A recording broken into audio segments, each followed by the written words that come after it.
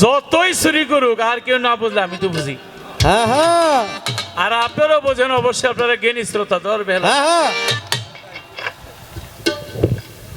আমারে প্রশ্ন করছে নবী কি মক্কায় কোনো জামাতে নামাজ পড়ছে?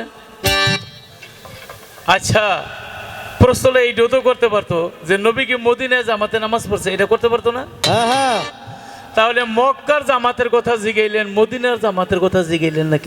আরে ধরা গাইছে? হ্যাঁ হ্যাঁ হ্যাঁ নবীর একটা নবীর জীবনটা যেটা মক্কার জীবনও নবীর, মদিনার জীবনও নবী নবী। হ্যাঁ মক্কাটা জিগাইলেন, মদিনাটা জিগাইলেন না কেন? হ্যাঁ হ্যাঁ অর্থাৎ আপনি মক্কার জীবনটা পালন করেন, মদিনার জীবনটা পালন করেন না। ঠিক নবী মদিনায় জামাতে নামাজ পড়ছে এই জন্য এটা জিগাই নাই। হ্যাঁ হ্যাঁ মক্কার মধ্যে পড়তে পারে নাই কেন? এখন আসেন আপনারা, আমি বলি ভাই, এখানে ক্যামেরা আছে আর বর্তমানে মানুষ সচেতন, ভালো বোঝে, ফাঁকি দেন কেন? কি হ্যাঁ হ্যাঁ আমার নবীর জীবনের সর্বশ্রেষ্ঠ 5টা সুন্নতের কথা এখন আমি বলবো। হ্যাঁ কেন মক্কায় জামাত হয় নাই? হ্যাঁ নবীর কাছে ওহী আসলো, ইকরা বিসমে রাব্বিকাল্লাযী খালাক, খালাকাল ইনসানা মিন আলাক, সূরা আলাকের 5টা আয়াত। নবী ওহিটা নিয়া আসলো।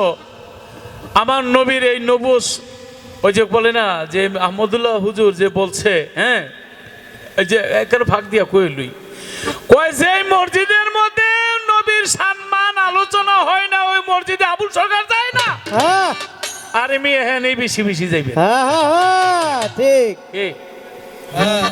হ্যাঁ, শশীনার পীর সাহেবের মতন ঘুমায় ঘুমায় জিলাপি খাইব, মুরগি খাইব, কোনো প্রতিবাদে যাইব না। হ্যাঁ ঠিক যে মসজিদে নামাজ হয়, যে মসজিদে নবীর সম্মান হয়, এখানে যাইবেন।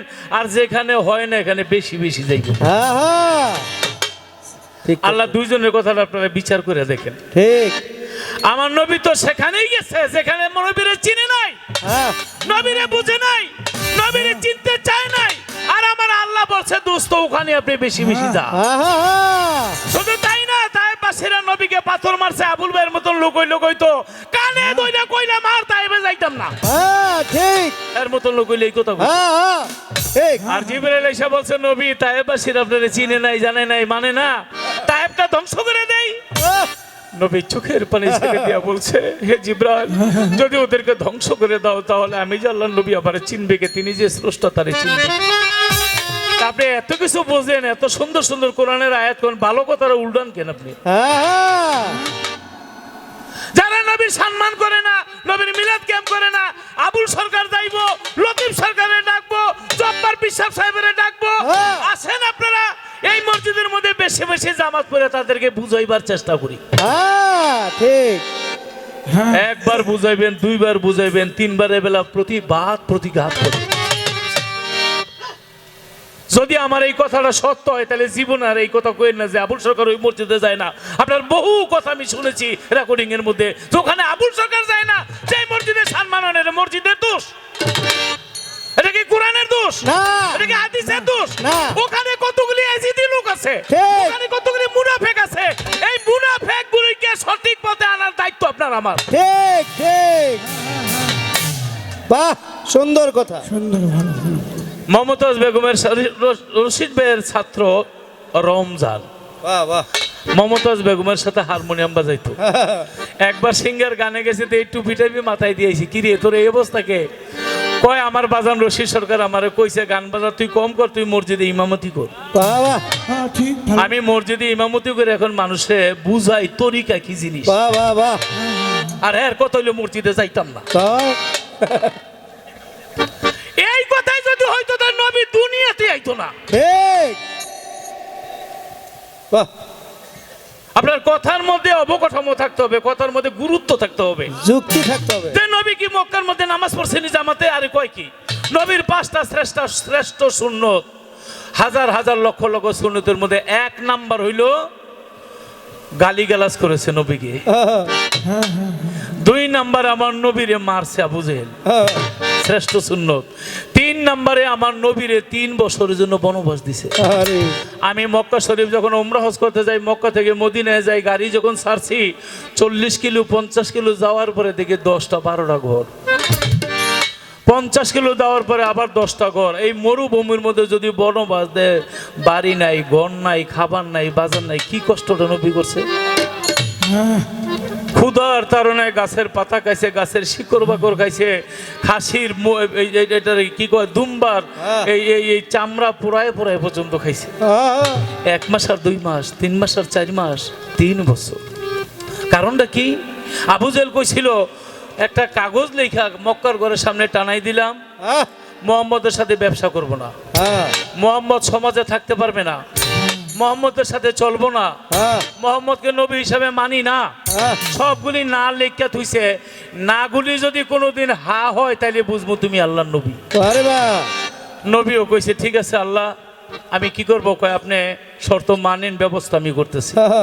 নবী শর্ত মাইনা নবীর দল বললো 3 বছর মরুভূমির মধ্যে ছিল। 3 বছর পরে আমার আল্লাহ বলে দোস্ত আপনি সমাজে চলে যান। আমার নবীকে আল্লাহ না গুলি কয় গিয়া দেখেন সব হয়ে রয়েছে। সুবহানাল্লাহ। মক্কার ঘরের সামনে টানাই থুইছে, এটা কেউ ধরে নাই।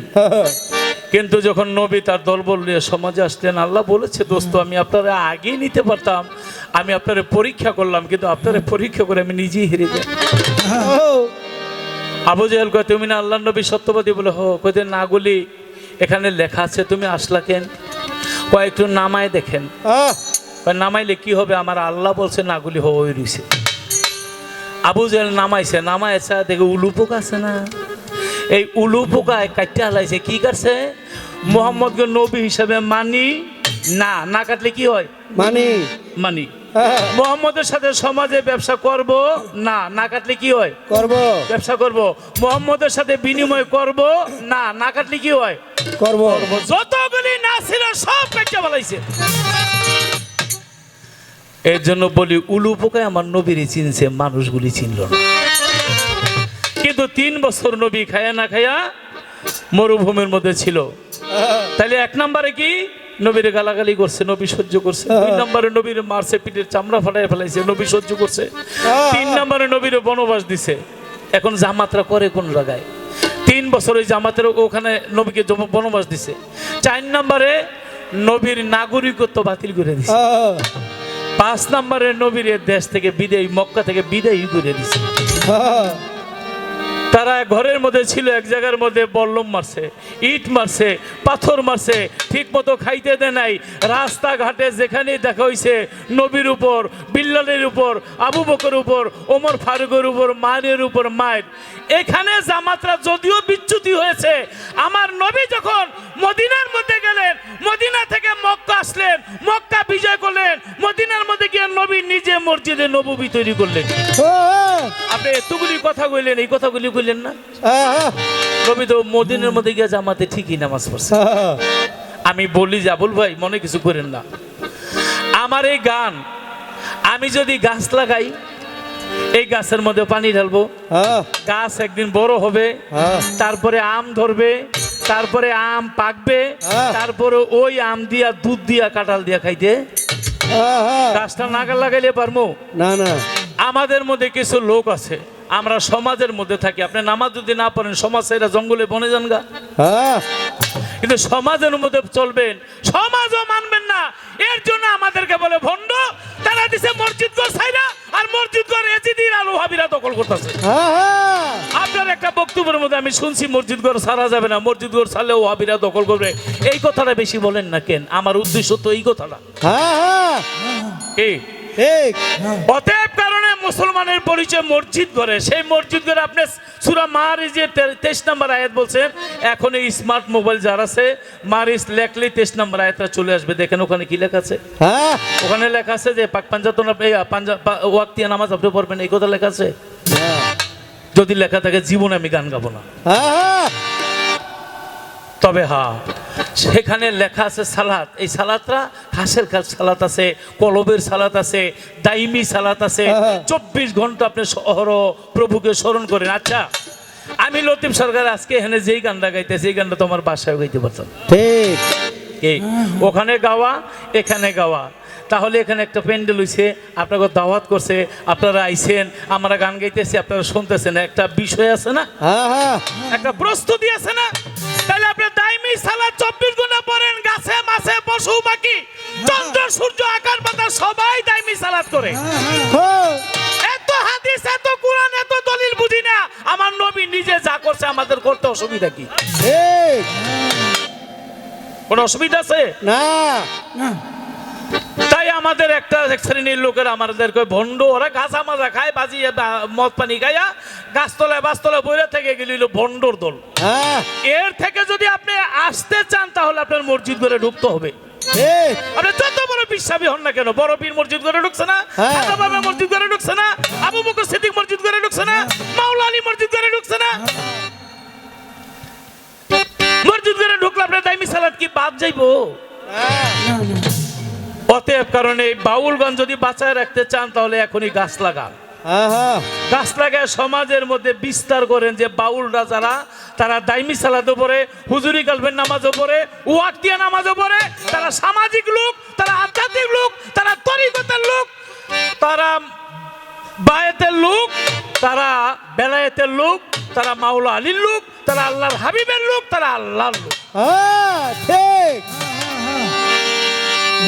তা না হইলে একদিন কপালের মধ্যে কি আছে, ওই যে জানি না কপালে তোমার কি আছে এটা বুঝি না, এই কপালের ফেরের মধ্যে পড়তে হবে। যদি আপনার, যেহেতু আপনি গান গান, আপনার ছেলেও গান গায় তোফাজ্জল বাবাজি, তা আপনার স্টুডেন্ট ছাত্র ছাত্রী অনেক আছে, এই গানটা যদি বাঁচায় রাখতে চান তাহলে এখনো সময় আছে, মসজিদ দখল করি। হ্যাঁ হ্যাঁ হ্যাঁ ঠিক 1400 বছর পরে, 1400 বছর পরে 1400 বছর পরে পাইলাম একটা যা খবর, বাংলাদেশে আছে রে এজিদের বংশধর, বাংলাদেশে আছে রে এজিদের বংশধর। 1400 বছর আগে, 1400 বছর পরে 1400 বছর পরে, 1400 বছর পরে 1400 বছর পরে পাইলাম একটা যা খবর, বাংলাদেশে আছে রে এজিদের বংশধর, বাবা বাংলাদেশে আছে রে এজিদের বংশধর। ওরে 1400 বছর পরে 1400 বছর পরে পাইলাম রে গোর 1400 বছর পরে তাজা খবর পাইলাম, এই যে এজিদের বংশধর হয়ে গিয়ে মসজিদ দখল করছে। হাই হাই রে, টুপি কারে কয়, দাড়ি কারে কয়, নামাজি কারে কয়, এইটা যে এজিদের বংশধর আমার মনে হয় এজিদ নিজেও জানে না। সিনার কায়দা নাই, ওদেরকে পরিচয় করাইতে হইলে আবুল ভাই ওই ঠিকানায় যাইতে হবে।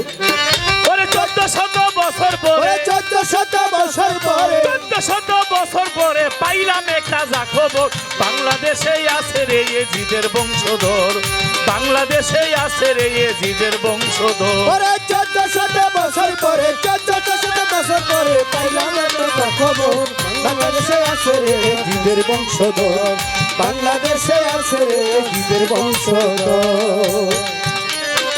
এজিদ যদি বেঁচে থাকতো,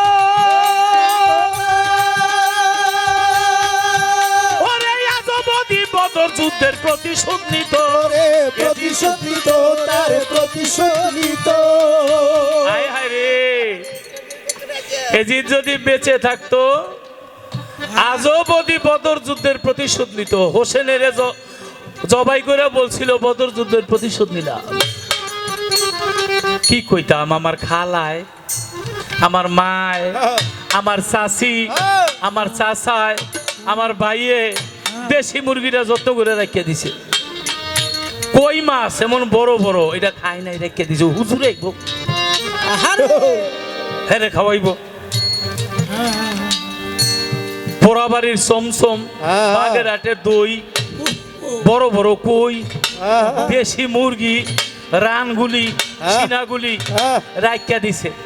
এ ওই যে এজিদের বংশ, এটা কি জানে? এ রাখ, টোকা দিস না। যদি আমার মায় জানতো, আমার খালায় জানতো, আমার চাচি জানতো, আমার চাচায় জানতো, ওরা ইমাম হোসেনের গলার মধ্যে ছুরি চালাইছে, ওরে জুতা দিয়ে পিড়ায় বের করতো। ঠিক ঠিক আবুল ভাই, ওই যে এজিদের বংশধর, ওরে চিনাইতে হইলে, ওরে জানাইতে হইলে আমার মায়েরে খালারে বুঝাইতে হইবে, এইটা কিন্তু এইটা হোসেন নবীর কোলের মধ্যে খেলা করে নবী বলে, হোসেন তুমি বড় না আমি বড়? হোসেন কয়, না না আমি বড়। নবীকে, না আমি বড়। যখন নবী কইছে বড়, হোসেন হাসতে হাসতে গড়াগড়ি গাইতেছে। নবীকে, এত হাসো কেন? কয়, আপনি আল্লাহর নবী, আপনি বুঝলেন না যে আমি বড়? আপনি কোন আপনি বড়, এটা কোনো কথা হইল? নবীকে কও কি আমি তো বড়? হোসেন কয়, না না না আমি বড়। নবী বলে, কিভাবে তুমি বড়? হোসেন বলে, না না আপনার বাবার নাম কি? নবী বলে, আমার বাবা আব্দুল্লাহ। হোসেন বলে, আব্দুল্লাহ? বলে ভাই আমার নানা হযরত আলী করিমুল্লাহ ইউথু। আমার বাবা মাফ করবেন, আপনার বাবার নাম কি? নবী কয়, আব্দুল্লাহ। হোসেন কয়, আমার বাবা হযরত আলী করিমুল্লাহ ইউথু। আমার বাবারে আল্লাহ কাফেরের বাপ কইছে, আপনার বাবারে কইছে? কয় না। কয়, আপনার বাবার যেটা। ও না না, আপনার মায়ের নাম কি? নবী বলে, আমার মায়ের নাম আমেনা। হোসেন বলে, না না গো, আমার মায়ের নাম তো আপনি জানেন, খাতুলে জান্নাত মা ফাতেমা, যিনি হবে বেহেশতের মধ্যে নারীদের সর্দার। আপনার মা কি নারীদের সর্দার হবে? কয় না। কয়, তাহলে আপনার মার চাইতে আমার মা বড়। নবী কয়, দুই দিক দিয়ে বড় হয়ে গেল। আসলেই তো তুমি বড়। আর কোনো পয়েন্ট আছে? হোসেনের গায়ে আসলটা তো কই নেই। বলে, আবার আসল কি? এইবার হোসেন বলে, আপনার নানার নাম কি? নবী কইতে চায়, আবার কয় না। ঠোঁটের মধ্যে বাজ্যা যায়, কারণ বুঝ জ্বালাইছে। এরপরে যে হোসেনে কি করে, নবী বলে, আমার নানা ওহাব জোহরি। ওহাব জোহরি?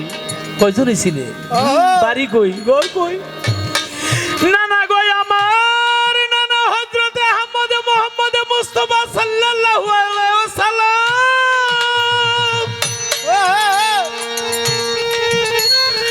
আপনার কাছে আমার নানার পরিচয় দিলাম। আমার নানার সাফায়াত ছাড়া রোজ হাসরের মাঠে কেউ জান্নাতে যেতে পারবে না। সাফায়াতের ভার পাবে আমার নানা, আর কেহ না। পৃথিবীর গাছগুলিকে যদি কলম বানাই, পানিকে যদি কালি বানাই, পৃথিবীটা যদি খাতা বানাই, আমার নানার গুণগান লিখে শেষ হবে না। এইবার বলেন, আপনার নানা বড় নাকি আমার নানা বড়? বলেন এখন। নবীর জবাবের আগেই চোখের পানি এসে গেছে। মা ফাতেমা চলে এসেছে। কিরে হোসেন, আমার এতিম বাবারে কি তুই কোনো কষ্ট দিয়েছিস? হোসেন বলে, মা আমি কষ্ট তো দেই নাই। আপনার আব্বার আমি দুইজনে পাল্লা লাগছি, আপনার বাবাই আমার সাথে পারে নাই। আমার নবীকে, ফাতেমা আমার হোসেনকে কিছু বলো না। আমি সত্যি সত্যি আজকে হোসেনের কাছে হেরে গেছি। আমার কোন সন্তান জান্নাতের সর্দার হবে না, কিন্তু আলীর সন্তান জান্নাতের সর্দার হবে। আমার এতগুলি স্ত্রী কেউ জান্নাতের সর্দার হবে না, কিন্তু আলীর স্ত্রী জান্নাতের সর্দার হবে। আর হোসেনের সাথে আমি হেরে গেছি। আমার চোখে পানি, এর জন্য পানি না যে আমি আজকে যার কাছে হেরে গেলাম, ওই কারবালার প্রান্তরে আমার হোসেন যখন শহীদ হয়ে যাবে, সেদিন আমার হোসেন থাকবে কোথায়, আর আমি থাকবো কোথায়? হোসেন বলে, না না গো, এভাবে বলবেন না। আমি যখনই যেখানে থাকি, আমি যেন আপনার বুকের মধ্যে থাকি, আমাকে ভুলে যাবেন না। আমার নবী বলে, হোসেন আমার কাছে আসে এখন। আর নবীর গালের মধ্যে, হোসেনের গালের মধ্যে চুমা খায়, ঠোঁটের মধ্যে চুমা খায়, কপালে চুমা খায়, গলার মধ্যে চুমা খায়, আর বুকের মধ্যে জড়াইয়া ধরে। তখন এই হোসেনকে যখন শহীদ করা হয়, প্রত্যক্ষদর্শীরা বলেছে, হোসেন একবার মাও বলে নাই, বাবাও বলে নাই। যতবার তীর নিক্ষেপ করেছে, কলিজার ভিতরে ঢুকছে, আর চিৎকার দিয়েছিল, নানা নানা নানা গো।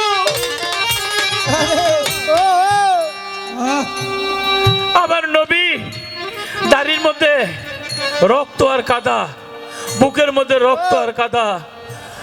আর তার স্ত্রী সালমার কাছে কোনো কিতাবে বলে, সত্যিকারে কোনো কিতাবে বলে স্বপ্ন যোগে এসেছিল, বলে, সালমা আমার কাছে আসো। সালমা বলে, নবী আপনি তো রওজা চলে গেছেন, আপনার দাড়ি মোবারকে কাদা, শরীরের মধ্যে কাদা, রক্ত কেন? বলে, তোমার কাছে একটা শিশি দিয়েছিলাম সাদা বালু ভর্তি, বলেছিলাম সেদিন এই শিশি লাল রক্ত হয়ে যাবে, সেদিন তুমি বুঝে নিও আমার হোসেন কারবালায় শহীদ। নবীজি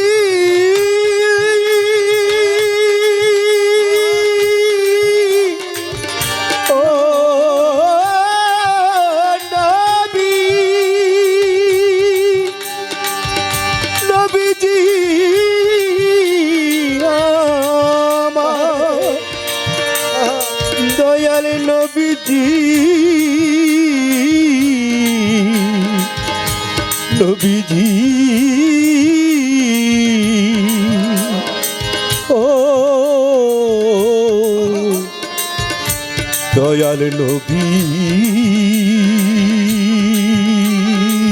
আরে দয়াল নবীজি আমার নবীজি নবীজি নবীজি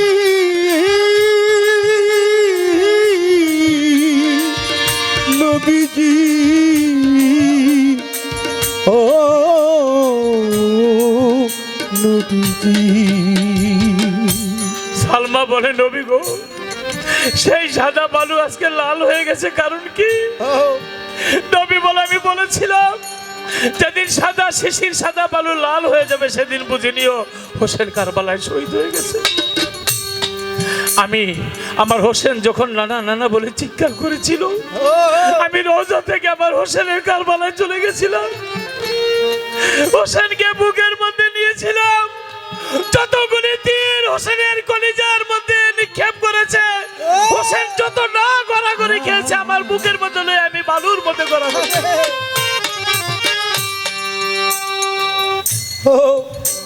তাই আমার হোসেন শহীদ হয়ে গেছে। আবুল ভাই, এই হোসেনকে যারা শহীদ করেছিল তারা বলেছিল হোসেনকে শহীদ করার পরে আমরা আসরের নামাজ পড়বো। আরে নামাজ, কিন্তু হোসেন কি তাদেরকে ছেড়ে দিয়েছিল? হোসেনকে বলেছিল আপনি রাজ্য করেন, আপনি যা চান আপনি তাই পাইবেন। কিন্তু হোসেন কখনো তাকে ক্ষমা করে নাই যে আমি অপরাধীকে কখনো ক্ষমা করব না। তাই মসজিদ বুঝি না, মাদ্রাসা বুঝি না, রাস্তা বুঝি না, ঘাট বুঝি না, হাট বুঝি না, বাজার বুঝি না, যেখানে আল্লাহ সৃষ্টি আছে, যেখানে নবীর উম্মত আছে, যারা নবীকে চিনে না, যারা আল্লাহকে বুঝে না, তাদেরকে বুঝাইবার জন্য আহলে বায়াতদারি যারা ভালোবাসে, আহলে বায়াত যারা বিশ্বাস করে, পীর ফকির তার ভক্ত আশেকার সমস্ত জায়গার মধ্যে তাদেরকে হেদায়েতের জন্য যাইতে। আজকে জব্বার পিসা সাহেব এখানে আছে, তার অনেক ভক্ত আছে, আমার বাদশা পীরের অনেক ভক্ত এখানে আছে, অনেক তরিকার ভাই। আমি আমার মঈনুদ্দিন আল মাঝভান্ডারী রহমতুল্লাহ আলাইহি তার নগণ্য একজন গোলাম। আমার বাকি জীবনটা আমি আমি আল্লাহর কাছে শপথ করে দিয়েছি যে আমি সত্য কথা বলে যাব। এতে যদি আমার 1000টা জীবন আল্লাহ দেয়, 1000টা জীবনও যদি যায়, আমি চুল পরিমাণ পিছপা হব না। 1400 বছর পরে 1400 বছর পরে ভাই এজিদের বংশধর বাংলাদেশে আছে, এজিদের বংশধর। ওরে এজিদ যদি বেঁচে থাকতো, এই এজিদ হোসেনকে শাহাদাত করার পরে বলছিল আহারে কল্লাটা কাইটা একটা তীরের মধ্যে ঢুকাইয়া ওর লোকেরা তারপরে হোসেনের কল্লাটা নিয়ে ঘুরতে ওয়াজ করে না, আমার নবীর ওয়াজ করে না, অথচ সে বুঝাইতেছে ওই খাঁটি মুসলমান, আমরা মুসলমান না, ওই বুঝাইতেছে। এই কথাগুলি আপনার আমার মাধ্যমে মসজিদ মাদ্রাসা যেখানে ও আছে সেখানে ওর মুখোশটা খুলে দিতে হবে। যেমন আমি গান লিখছি, এজিদ যদি বেঁচে থাকতো আজও বদি বদর যুদ্ধের প্রতিশোধ নিত। এজিদ যদি বেঁচে থাকতো আজও বদি বদর যুদ্ধের প্রতিশোধ নিত। আহলে বায়াত খুন করিত, আহলে বায়াত খুন করিত, আহলে বায়াত খুন করিত যত নারী নর, আহলে বায়াত খুন করিত যত নারী নর। বাংলাদেশে আছে রে এজিদের বংশধর, বাংলাদেশে আছে রে এজিদের বংশধর। 1400 বছর পরে 1400 বছর পরে 1400 বছর পরে পাইলাম একটা যা খবর, বাংলাদেশে আছে রে এজিদের বংশধর, বাংলাদেশে আছে রে এজিদের বংশধর, বাংলাদেশে আছে রে এজিদের বংশধর। ওরে এজিদ যদি বাংলাদেশ আইতো, এজিদেরও বংশ দেখে বাহুবল বর্ত রে, বাহুবল বর্ত রে, বাহুবল বর্ত। আপনারা জানেন হুসনি দালান ঢাকার মধ্যে যেখানে হোসেনের তাজিয়া করে, হোসেনকে ভালোবাসা অনেক অনুষ্ঠান করে, তারা সেই জায়গার মধ্যে গিয়ে আজবদি বোমা মারে।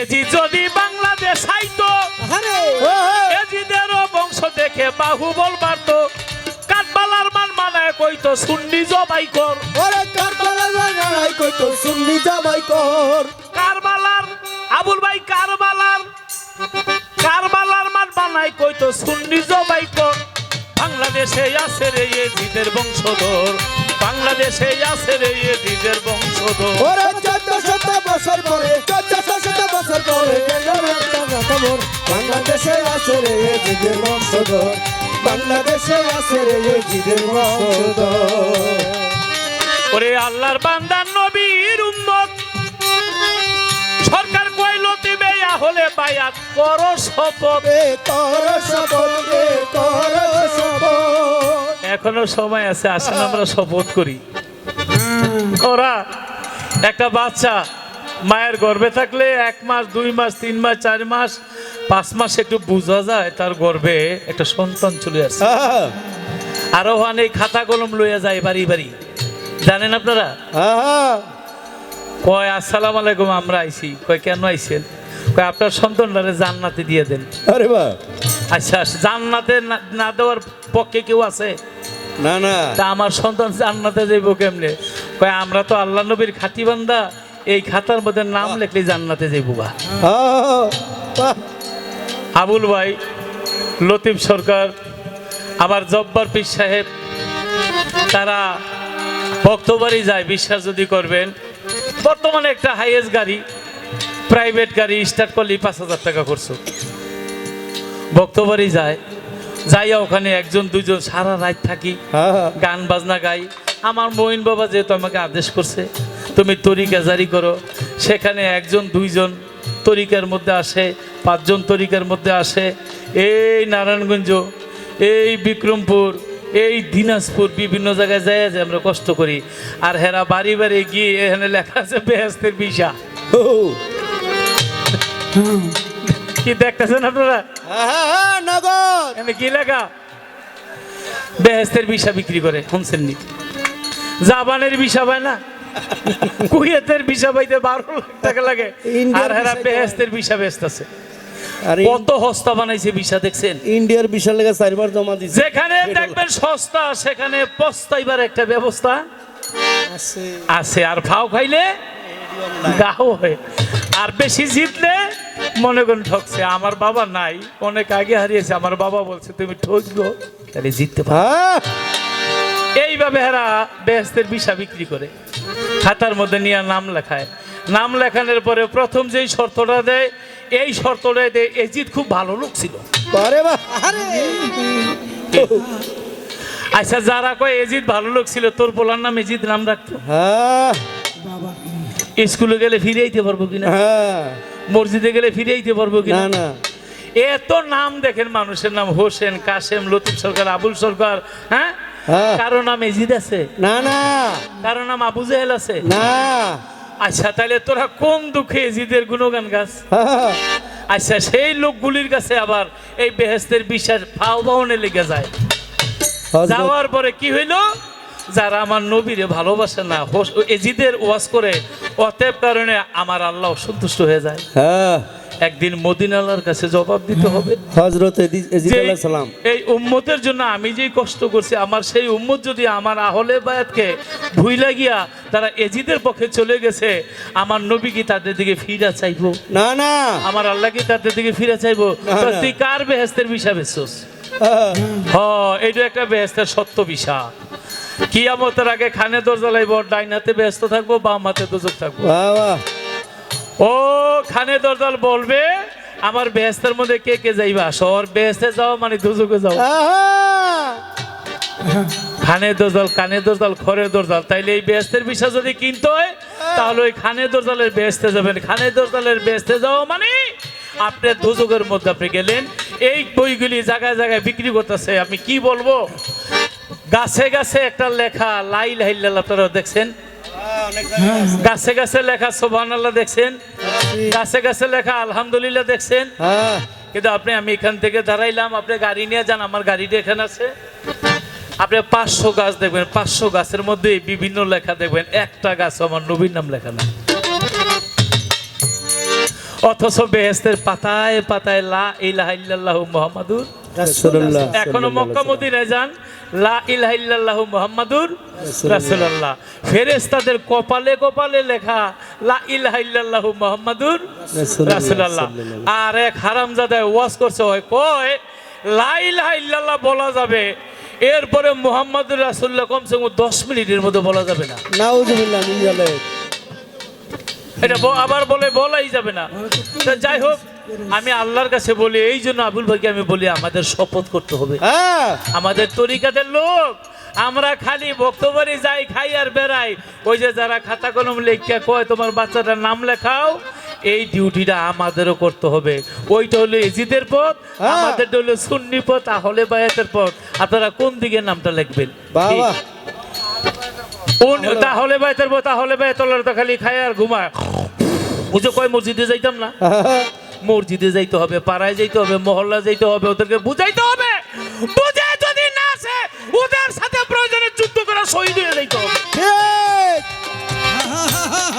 হ্যাঁ, বাংলাদেশে আছে রে মোহব্বত, বাংলাদেশে আছে রে জিদের বংশধর। ওরে আল্লাহর বান্দা নবীর উম্মত, সরকার কইলো দিবে আহলে বায়াত করো শপথ, এজিদের ওই আওলাদ যত দাও জিন্দা কবর, এজিদের আওলাদ যত দাও জিন্দা কবর, এজিদের ওই আওলাদ যত দাও জিন্দা কবর। পারবা? বাংলাদেশেই আছে রে এজিদের বংশধর, বাংলাদেশেই আছে রে এজিদের বংশধর। 1400 বছর আগে 1400 বছর পরে পাইলাম এক সত্য খবর, বাংলাদেশে আছে রে জিদের বংশধর, বাংলাদেশে আছে রে জিদের বংশধর। তবে আবুল ভাই যত যাই হোক, বুঝ জ্বালাইছে লতিফ সরকার যেই লোক, এই লোক সারার লোক না। লাস্টে বলছে আপনারা মসজিদে যাইবেন, আপনারা নামাজ পড়বেন।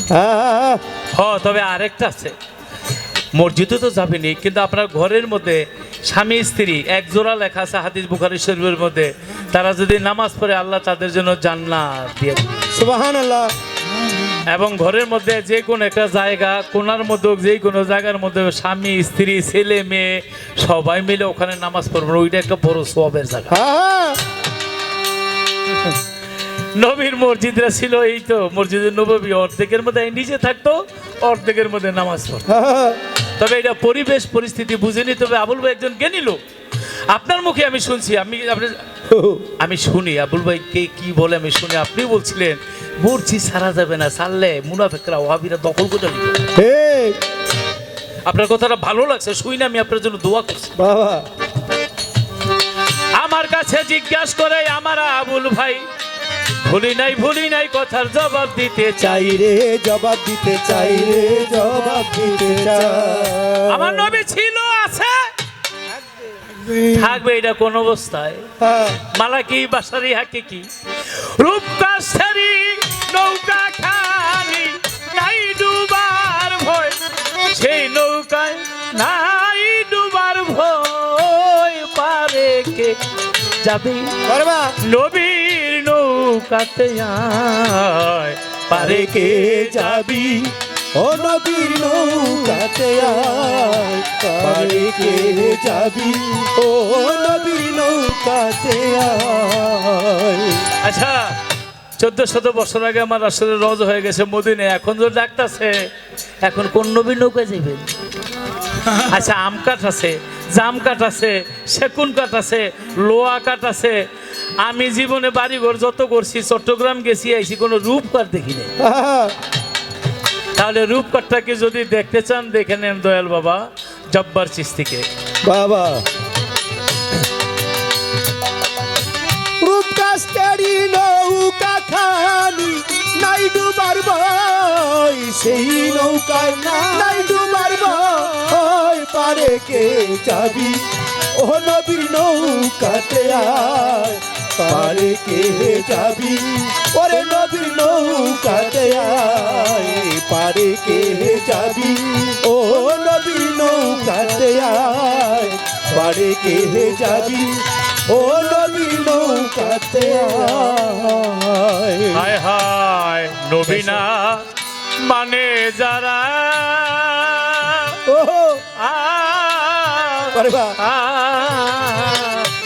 মোহায়েত কাফের তারা, এই দুনিয়া ওরে ভজন আর নাই মজুরি ছাপলে খারো ভজনে তার নাই মজুরি সাবলে খারো ভজনে তার নাই মজুরি ছাপলে খারো দলিলে ছাপলে খারো পারে কে যাবি ও নবীর নৌকাতে আয় পারে কে যাবি ও নবীর নৌকাতে আয় বেসরা মেয়ে যারা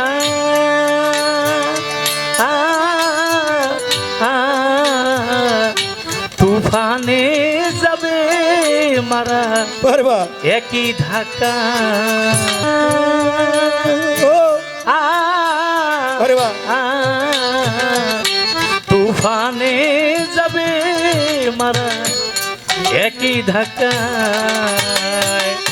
কি করবে তোর বদর গাজী থাকবে কোথায় কি করবে তোর বদর গাজী থাকবে কোথায় বেসরা নিয়ে যারা পারবা কলেমা কোনটা কলেমা তৈয়ব লা ইলাহা ইল্লাল্লাহু মুহাম্মাদুর রাসূলুল্লাহ নাই কোনো মাবুদ আল্লাহ ব্যতীত হযরত মুহাম্মদ আল্লাহর প্রেরিত পুরুষ কলেমা শাহাদাত আশহাদু আল্লা ইলাহা ইল্লাল্লাহু ওয়াহদাহু লা শারীকা লাহু ওয়া আশহাদু আন্না মুহাম্মাদান আবদুহু ওয়া রাসূলুল্লাহ আজকে আবুল ভাই আমি বলতাম কিন্তু আপনার কাছে শুনতে চাই শিখতে চাই আমার মনটাই বলে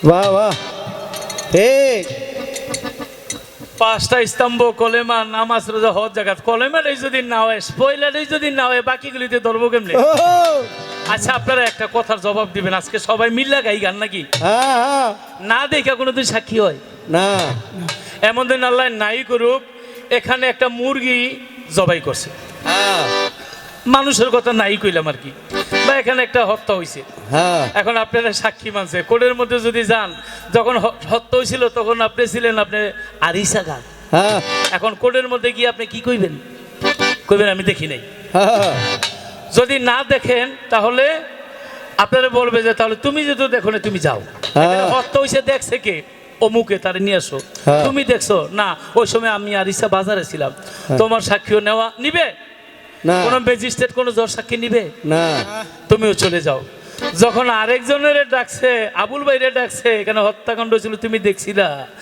আমি মঞ্চে বসা ছিলাম লতিফ সরকার গান গাইতেছিল ওই সময় একটা হত্যাকাণ্ড হয়েছে আমার নিজের চোখে দেখছি দেখছি তাইলে এই সাক্ষী গ্রহণযোগ্য গ্রান্টেড হইলো গ্রহণযোগ্য হইল আচ্ছা কলেমা শাহাদাত আশহাদু আল্লা ইলাহা ইল্লাল্লাহ ওয়াহদাহু লা শারীকা লাহু ওয়া আশহাদু আন্না মুহাম্মাদান আবদুহু ওয়া রাসূলুহু নাই কোনো মাবুদ আল্লাহ ব্যতীত হযরত মুহাম্মদ আল্লাহর প্রেরিত পুরুষ আপনি যে সাক্ষীরা দিলেন আপনি আল্লাহরে দেখছিলেন কবে পারবা এইটাই জবাবটা আমি আপনার কাছে চাই এই জবাবটা নিতে হইলেই ওই সরা পড়তে হবে সরা পড়লে একজন কামেল মুর্শিদের কাছে যাইতে হবে একটা কামেল মুর্শিদ ছাড়া বলতে পারবে না এই কলেমাটার বাস্তবায়িত সঠিক সাক্ষী আপনি আর কোথাও পৃথিবীর আর কোথাও পাবেন না তাহলে এটা কিভাবে আমি আবুল ভাইয়ের কাছে শুনতে চাই বেসরা নিয়ে যারা পারবা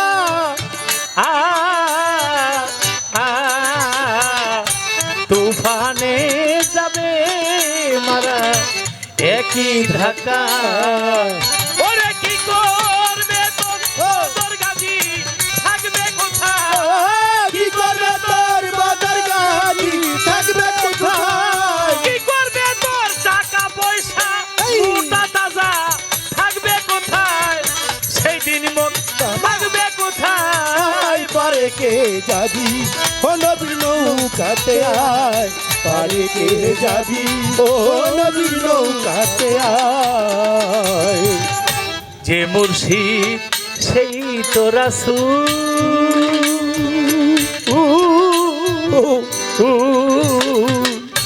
ইহাতে নাই কোনো ভুল খোদাও সে আমি ও এই গানটা গাই আমার গানের বয়স পেলাম না প্রায় 40 বছর কেউ কোনোদিন প্রশ্ন করি না কেন করি না জানেন যদি জবাবটা সঠিক না আসে এতগুলি ক্যামেরা এখানে ক্যামেরা ছাড়াও কত জ্ঞানী গুণের লোক থাকে আমাদের বন্ধু আছে আমাদের শত্রুও তো আছে তাই নেভাবে থাকতে পারে কিন্তু আজকে আমার মনের মতন একটা লোক পাইছি একজন জ্ঞানী লোক পাইছি আমি আমি আজ পর্যন্ত কোনোদিন কাউরে জিগাই নেই। গানটা সহজ অনেকে, কিন্তু জবাবটা অনেক কঠিন।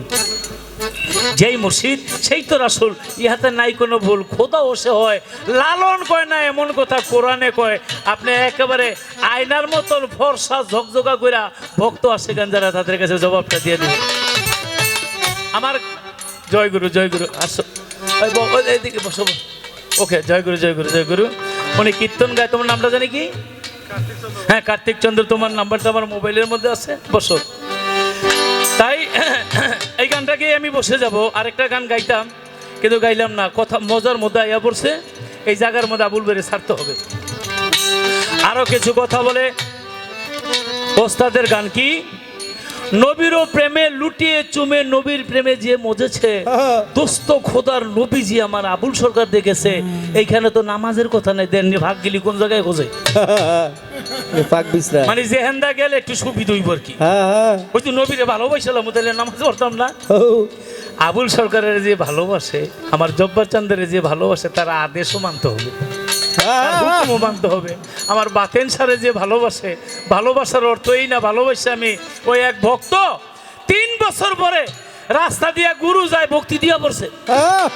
কি রে তুই এতদিন কোথায় আসলি? এই যে উরুস হয়, উরুসের বাড়িতে আসা যাওয়া নাই, ওই আপনি নেন না যাইটা। মানে এই ধরনের কথাও তো আছে আর কি, যে হেলিমার্কা আপনি নেন না যাই না। আপনি তো বিশ্বাবান, ইচ্ছাগুলো তো আপনি নিতে পারতেন, আপনি নেন নাই লেগে যাই না।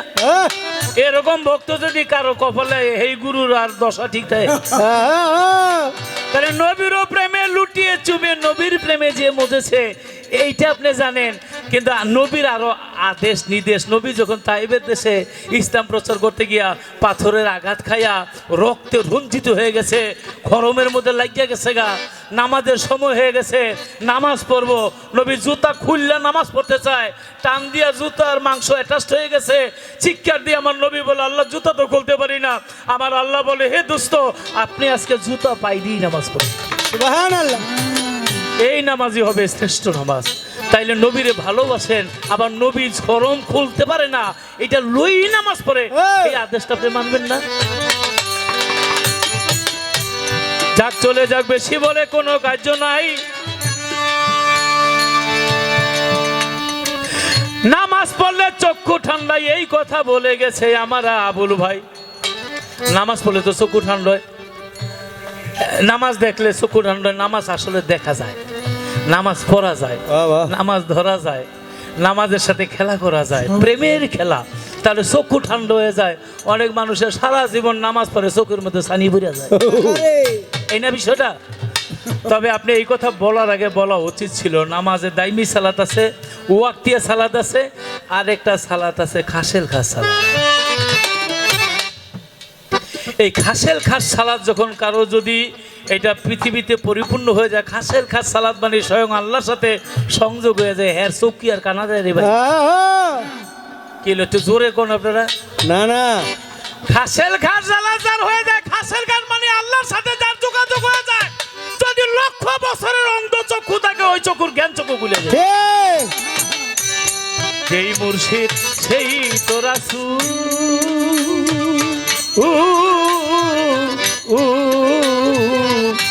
ইহাতে নাই কোনো ভুল, খোদাও সে হয়। ফকির লালন কয় না এমন কথা, কোরআনে কয়।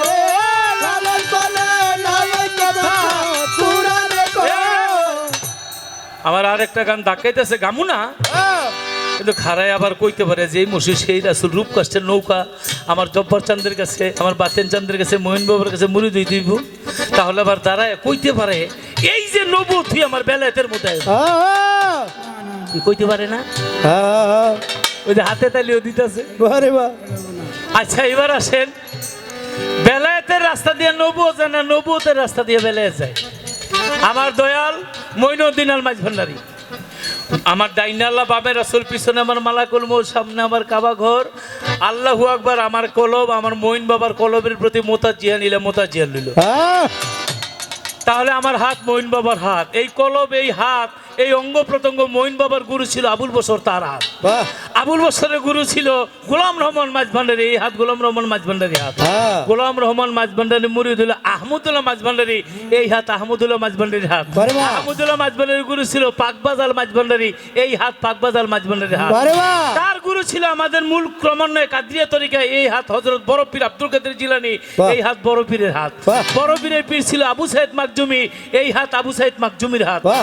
আবু সাইদ মাকজুমির পীর ছিল হাফেজ সিরাজি, এই হাত হাফেজ সিরাজির হাত। বারে বাহ। হাফেজ সিরাজের পীর ছিল মারুফ কারকি, এই হাত মারুফ কারকির হাত। তার পীর ছিল ক্রমান্বয়ে হাসান বসরি, এই হাত হাসান বসরির হাত। হ্যাঁ। হাসান বসরির পীর ছিল আমার মাওলা আলী, এই হাত আলীর হাত। আপনি খালি জবাব দেন মাওলা আলীর পীরের নাম কি? কমানি না, অনেক কমানি। তাহলে মাওলা আলীর পীরের নাম কি বোঝেন হচ্ছে নাকি? আমার নবী তো, আমি নবুত গাইতেছি, উনি বেলায়েত গাইতেছে। যেখানেই থাকুক না কেন, প্রাইম মিনিস্টার তো আমার নবী, আমার বেলায়েত যতই হোক ওই নবুতের ভিতরেই যাইতে। বারে বাহ। লালন কয় না এই। এমন কথা কোরআনে কয়, লালন কয় না এমন কথা কুরআনে কয়। লালন কয় না, লালন কয় না এমন কথা কোরআনে কয়, এই কথা কোরআনে কয়। পারে কে যাবি ও নবীর নৌকাতে আয়, পারে কে যাবি ওরে নবীর নৌকাতে আয়। ওরে রূপবাসেরও নৌকা খালি নাই ডুবার ভয়, রূপবাসেরই নৌকা খালি নাই ডুবার ভয়। রূপবাসেরই বাঁধের শাড়ি, আমার চম্পা শাড়ি, নৌকা খালি নাই ডুবার ভয়, সত্তুল চাঁদের নৌকা নাই ডুবার ভয়। পারে কে যাবি নবীর নৌকাতে যায়, পারে কে যাবি ওই আমার নবীর বেলায়েতের নৌকা, নৌকা বেলায়েতের নৌকা নবীর তরিকতে এই মাহাদির কোন ফেকরা থাকবে? আস্তে মাহাদির হইল মোহাম্মদী তরিকা হয়ে আসবে, এইটাও শেষ করে দিলাম। পারে বা ক্লিয়ার।